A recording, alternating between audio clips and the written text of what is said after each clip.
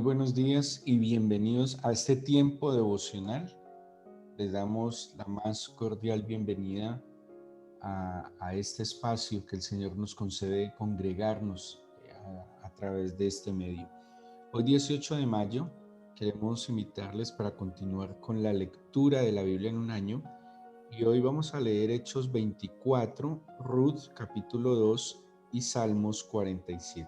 Salmos 47, Ruth capítulo 2 y Hechos capítulo 24.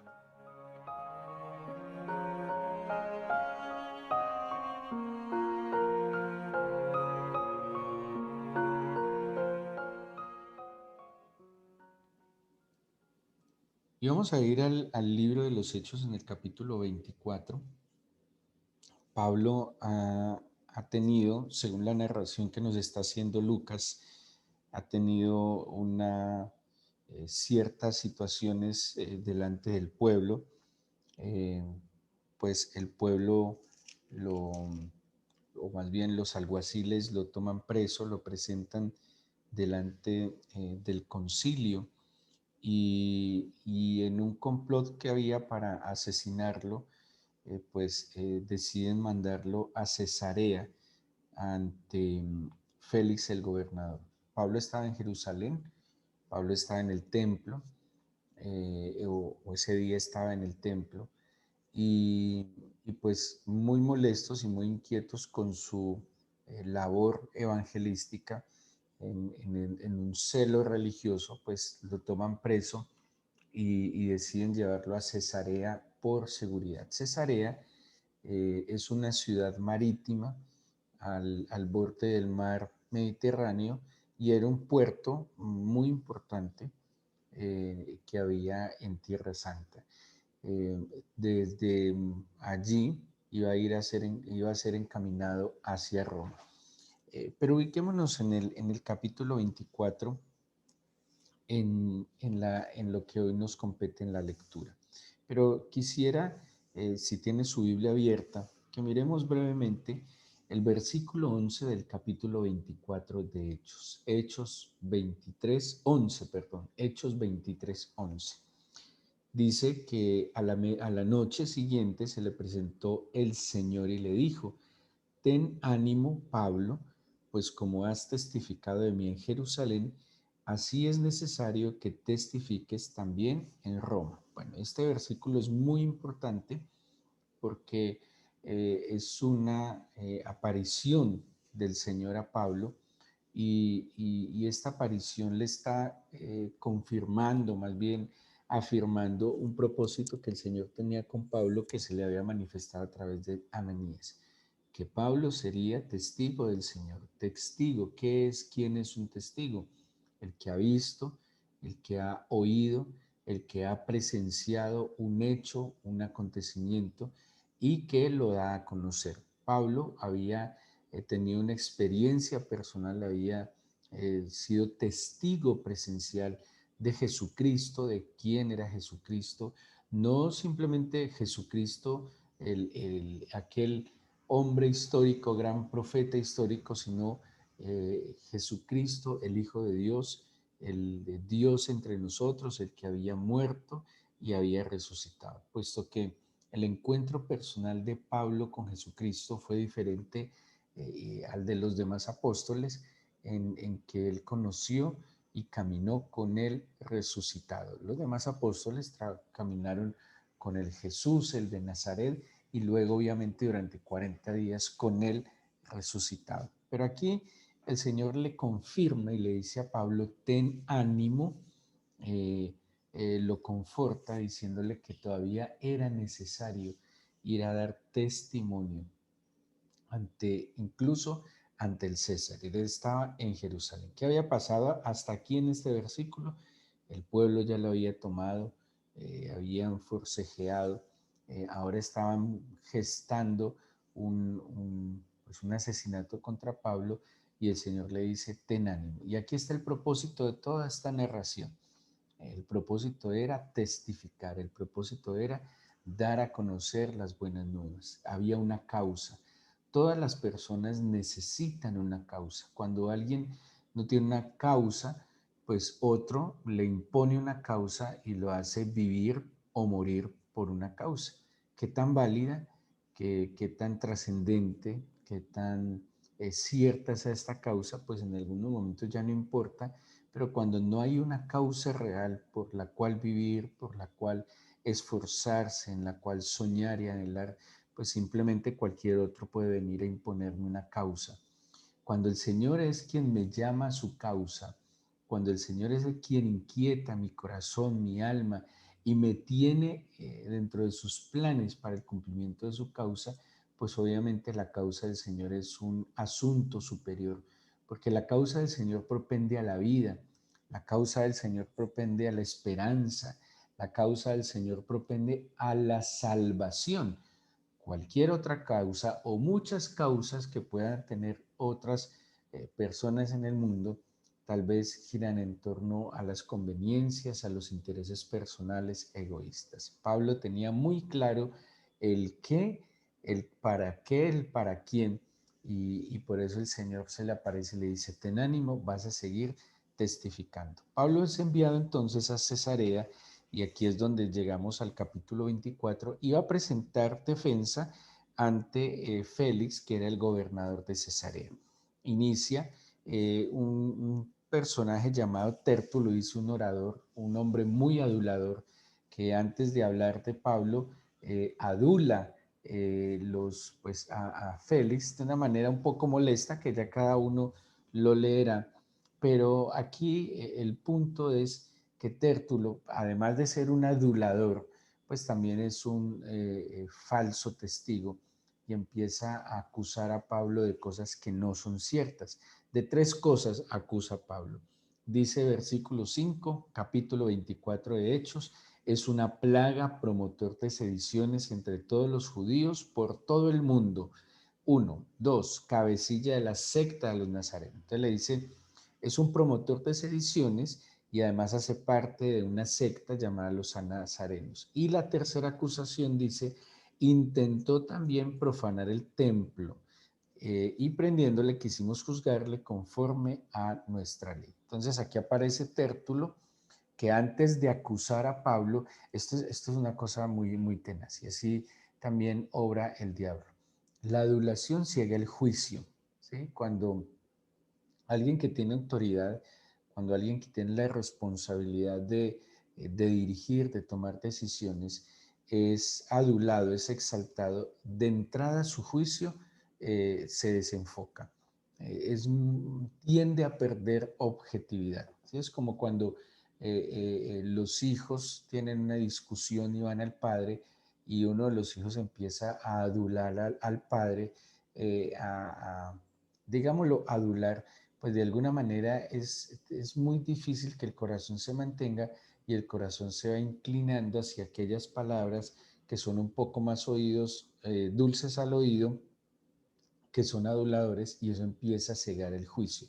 Mejor dicho, y eso dice un proverbio, los presentes, la adulación, todas aquellas cosas, cuando tienen esa intención, ciegan el juicio. De entrada, Félix ya estaba condicionado por Tértulo, no solo por su adulación, sino también además a estas acusaciones falsas.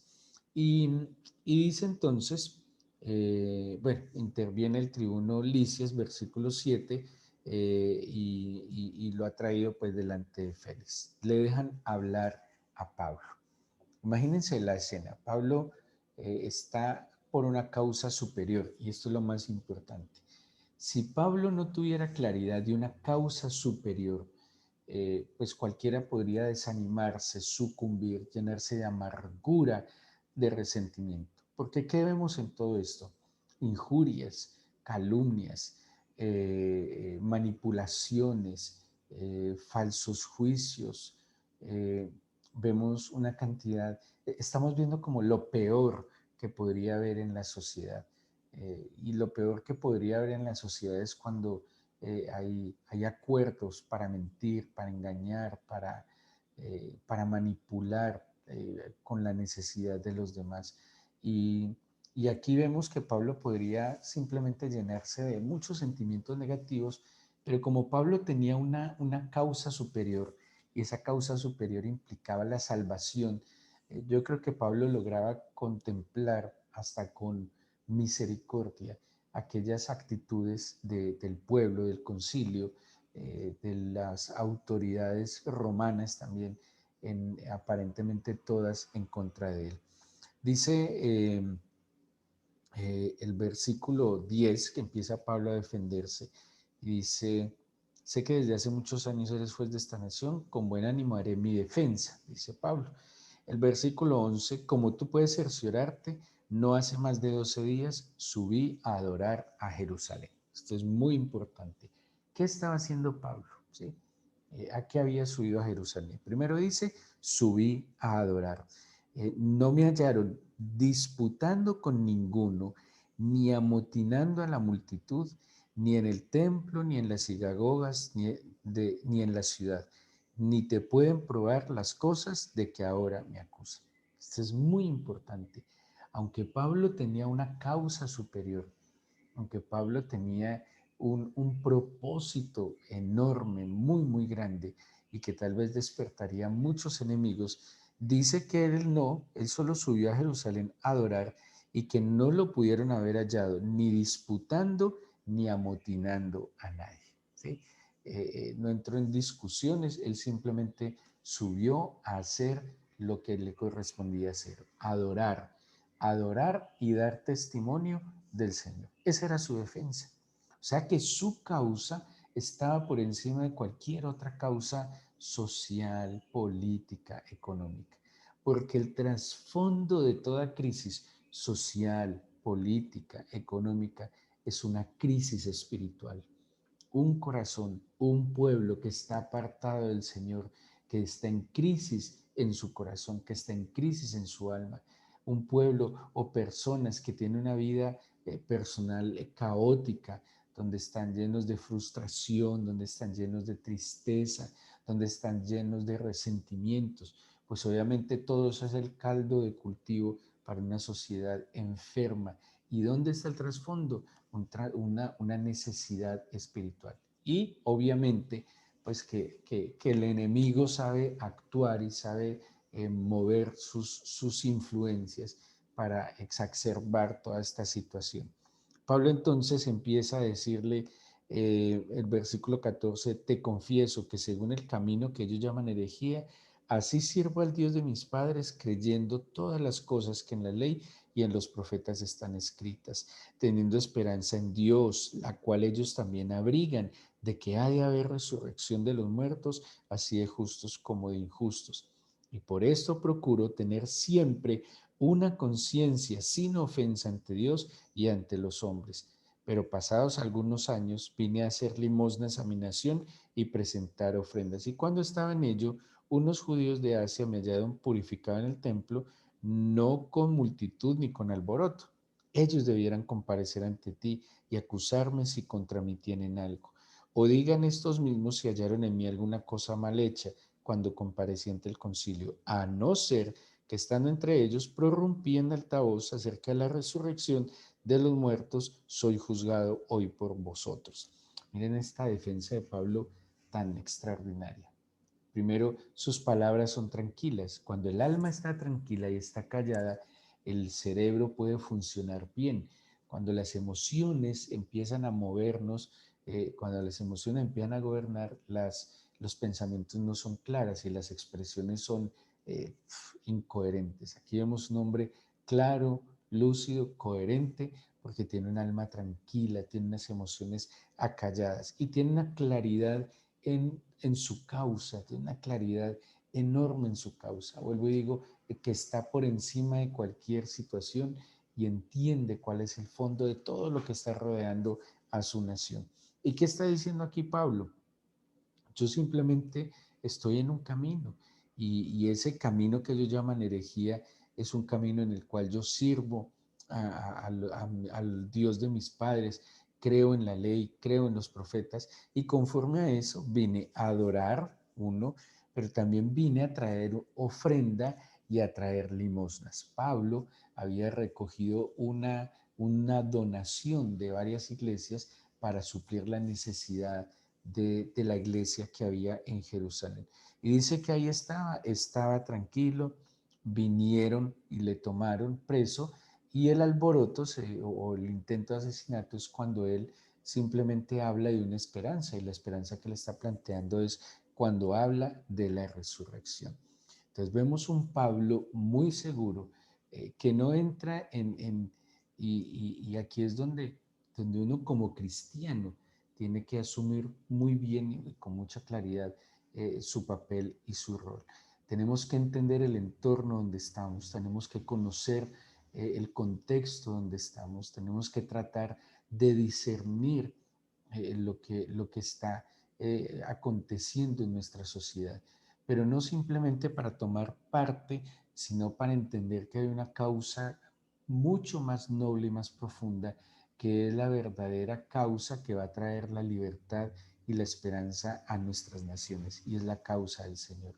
Y entender que hay una voz que necesitamos escuchar, y hay una voz que la gente necesita escuchar, y es en el camino, la verdad y la vida, que es Jesucristo.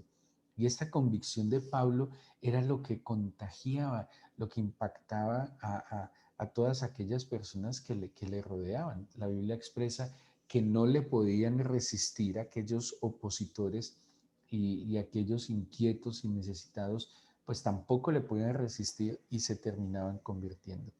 Vemos a un hombre que expresa con rectitud, dice: tengo una buena conciencia, tengo una conciencia tranquila delante de Dios y delante de los hombres, porque he tratado de obedecer, me he esforzado en mantenerme en este camino que es mi causa de vida. No he querido afrentar a nadie. De hecho, cuando él le contesta un poco fuerte al sumo sacerdote y le golpean y le dicen, así le hablas al sumo sacerdote, él se disculpa y dice: lo siento, yo no sabía que era el sumo sacerdote, en una expresión de humildad y de respeto ante una investidura. Tal vez el sumo sacerdote fuera corrupto, mentiroso, lo que fuera, pero era una investidura, incluso ante esa investidura respetó y se disculpó después de haberle contestado de mala manera. Félix, el versículo 22 dice: oídas estas cosas, estando bien informado de este camino, les aplazó diciendo: cuando descendiera el tribuno Licias, acabaré de conocer vuestro asunto. Versículo 23. Y mandó al centurión que se custodiase a Pablo, pero que se le concediese alguna libertad, y que no impidiese a ninguno de los suyos servirle o venir a él. Algunos días después, viniendo Félix con Drusila, su mujer, que era judía, llamó a Pablo y le oyó acerca de la fe en Jesucristo. Pero al disertar Pablo acerca de la justicia, del dominio propio y del juicio venidero, Félix se espantó y dijo: ahora vete, pero cuando tenga oportunidad te llamaré. Bueno, Félix tenía una vida personal un poco complicada. Su esposa originalmente no era su esposa, y como algunos reyes que se enamoraban de lo ajeno, codiciaban lo ajeno, terminaban con otra mujer. Así que aún la verdad y la justicia que le hablaba Pablo acusaba su conciencia. Dice el versículo 26: esperaba también con esto que Pablo le diera dinero para que lo soltase, por lo cual muchas veces le hacía venir y hablaba con él. Pero al cabo de 2 años recibió Félix por sucesor a Porcio Festo, y queriendo Félix congraciarse con los judíos, dejó preso a Pablo. Pero lo dejó con beneficios. Dice que lo dejaba que lo visitaran, dejara que lo atendieran, dejaba que los suyos le sirviesen, que vinieran a él y que pudiera compartir con ellos. Aquí tenemos entonces un hombre que entendió una causa. ¿Y cuál era la causa? Dar testimonio. Dar testimonio en Jerusalén, dar testimonio incluso hasta ante el César. Dar testimonio de Jesucristo. Esa es una causa superior. Esa es una causa que en verdad trae libertad. Esa es una causa que en verdad trae esperanza. Esa es una causa que en último, cualquier bandera que nosotros levantemos y defendamos hoy aquí en esta tierra, será siendo una causa pasajera, una causa efímera, y que en últimas puede que solucione o que traiga una respuesta puntual, pero ¿qué hay de la eternidad? ¿Qué hay de la salvación? Nosotros como cristianos, y yo insisto en que quien madrugue a leer la Biblia, a meditar en ella, a orar, quien se disponga a escuchar estas meditaciones, es porque ha tenido un encuentro personal con Jesucristo, es porque su vida ha sido beneficiada desde su espíritu, es porque ha trascendido a lo físico, a lo emocional, a lo intelectual, es porque su corazón ha sido conmovido por la misericordia, por atributos divinos tan extraordinarios como la gracia, el amor eterno, la bondad, la humildad de Jesucristo. Así que así como nuestra fe ha sido movida, tenemos una causa que llevar a cabo. Y esa causa es la causa que a nosotros nos ha beneficiado, es la causa que a nosotros ha traído esperanza. Hemos experimentado el perdón de Dios, hemos experimentado su fortaleza, hemos experimentado su consuelo, hemos experimentado cómo Él obra de manera contundente en nuestra alma, trayendo paz en medio de la ansiedad, consolando todo tipo de tristeza o soledad. Y, y hemos visto también la libertad que trae a nuestro corazón el sabernos perdonados, el saber que Dios ha limpiado con su sangre, con la sangre de su Hijo amado, la culpa de nuestro pecado. Y al nosotros tener una causa superior, pues estamos llamados a defender y a expresar con toda libertad esa causa superior. Estamos en una época que está de moda la libre expresión. Estamos en una época donde todo el mundo reclama su libre expresión y hay una libre, y muchos proclaman una libre expresión que es violenta, que es agresiva, que es desafiante, que es densa. Pero ¿por qué nosotros no usamos ese derecho a la libre expresión para defender nuestra fe, para llevarle esperanza a otros? Nuestra fe, a propósito, esta causa no se defiende por nosotros mismos. Esta causa no se defiende porque nadie puede contradecir la verdad que yo tengo. Esta causa se defiende por amor, por misericordia al prójimo. Esta causa no se defiende porque necesite criterios para que sea convincente. No, esta causa tiene una implicación diferente. Se defiende ante aquellos que han de ser beneficiados al también conocer y entender esta causa que cambia el corazón. Yo no defiendo la fe en Cristo porque, pues porque nadie me ataca, porque nadie ofende a mi Dios. Yo no tengo que defender lo que no necesita defensa, así como no tengo que defender lo indefendible en este mundo. Yo tampoco tengo que defender lo que no necesita defensa. Jesucristo, el Padre, el eterno Dios, el Todopoderoso, ¿necesitará defensa? El Todopoderoso necesitará abogados, necesitará quien se ponga entre él y los hombres, de ninguna manera. El defender esta causa es por el bien de aquellos que están perdidos. El defender esta causa es para que otros también sean beneficiados como nosotros lo hemos sido. Estamos empezando una nueva semana. Las situaciones siguen en el mundo. Cada día escuchamos más rumores de guerras, más hambre, más enfermedad, más mortandad. Y es tiempo, una vez más, que nos paremos en la brecha, que nos paremos delante del Señor y que enalbertemos la bandera del Señor, que levantemos ese estandarte del Señor, que nosotros seamos claramente identificados como hombres y mujeres de Dios, de buen testimonio, que somos correctos, que somos diligentes, que en nuestro hablar, en nuestro caminar, en nuestra forma de hacer nuestras labores cotidianas, demostramos que Cristo está con nosotros. Esa es una causa superior y más noble que va a traer libertad, esperanza y vida para todos aquellos que nos rodean. Tenemos un ejemplo extraordinario con Pablo y qué bueno poder decir, todo lo que digan de mí es mentira, tengo una conciencia tranquila y libre delante de Dios y delante de los hombres, porque estoy en el camino que debo estar y porque estoy en la postura que debo asumir y porque estoy a favor de la vida y porque estoy a favor de la misericordia y porque estoy a favor de la libertad. No la libertad de hacer todo lo que a mí me parezca si me lleve por delante al otro, sino de la libertad del pecado, de la muerte y de la influencia del maligno. Yo le invito a que oremos y que le entreguemos este día al Señor. Te pido, Todopoderoso, que nuestro corazón se llene de ti, de tu amor, de tu sabiduría y de tu esperanza. Te pido, Dios Todopoderoso, que tomes nuestros temores, angustias, nuestras cargas una vez más. Tú ya viniste a traer libertad a nuestro corazón, Señor. Permítenos esta semana vivir en esa libertad, en la convicción que tú estás aquí conmigo. Dígale, Señor, te pido que me perdones mis pecados si no tuve la oportunidad esta mañana de confesarte o anoche antes de acostarme. Perdóname.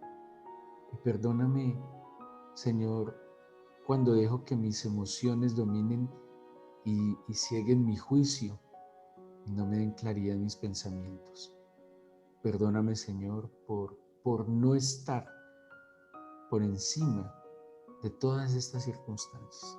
Y la manera de estar por encima es conectado contigo, que tú tienes un panorama completo de todas las cosas.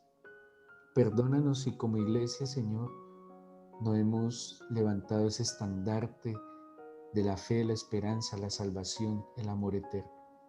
Pero esta semana déjanos ser diferentes.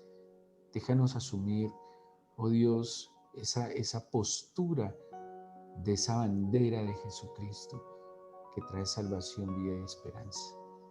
En las calles, en las casas, en las empresas, Señor, las personas están sin Dios, sin esperanza, y nosotros te tenemos a ti.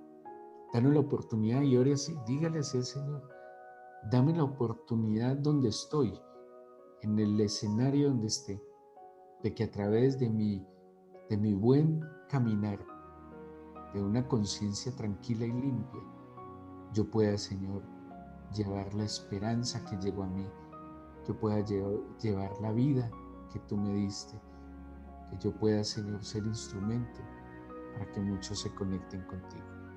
Yo te entrego este día, esta semana, oremos por nuestro país, donde usted está, en la ciudad, en el estado, departamento, país donde está. Dígale, Señor, trae tu paz, bendice nuestro país. Hoy te pido de una manera especial, como dice el Salmo 122:6, por la paz de tu casa, Jerusalén. Ten misericordia del más necesitado. Ten misericordia, Señor, del débil, del frágil, del vulnerable. Extiende tu mano de bondad sobre los pueblos que están allí. Así como te pedimos que tengas misericordia de Colombia, de la India, Señor, que está en una situación lamentable. Oh Dios Todopoderoso, que esta sea una oportunidad que muchos en su condición de necesidad vuelvan su corazón a ti. Ten misericordia de nuestras familias, amigos, de nuestros jóvenes y niños. Y déjanos a nosotros como cristianos, Señor, como hombres y mujeres que profesamos la fe en ti, levantar esa bandera y ser luminares en medio de las tinieblas. Gracias por tu palabra, por escucharnos y bendecirnos en el nombre de Jesús.